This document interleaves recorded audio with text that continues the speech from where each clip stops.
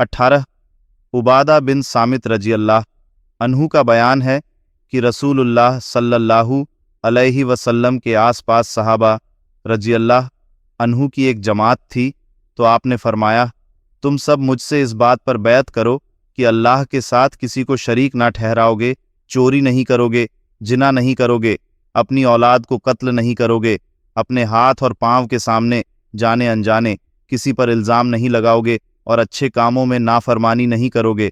फिर जो कोई तुम में से यह वादा पूरा करेगा उसका सवाब अल्लाह के ज़िम्मे है, और जो कोई इन गुनाहों में से कुछ कर बैठे और उसे दुनिया में उसकी सज़ा मिल जाए तो उसका गुनाह उतर जाएगा, और जो कोई इन गुनाहों में से किसी को कर बैठे फिर अल्लाह ने दुनिया में उसके गुनाह को छुपाया तो वह अल्लाह के हवाले है, अगर चाहे तो क़यामत के दिन उसे माफ़ करे या सज़ा दे।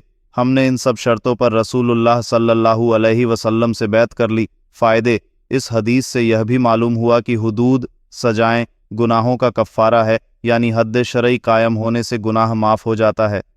अल हुदूद 6801। मालूम हुआ कि दीन इस्लाम में बैत वादा लेना एक मसनून अमल है। रसूलुल्लाह सल्लल्लाहु अलैहि वसल्लम लोगों से दीन इस्लाम पर कारबंद रहने, हिजरत करने, मैदान जिहाद में साबित कदम रहने, बुरी चीज़ों को छोड़ने, सुन्नत पर अमल करने और बिदत और खुराफात से दूर रहने की बैत लेते थे।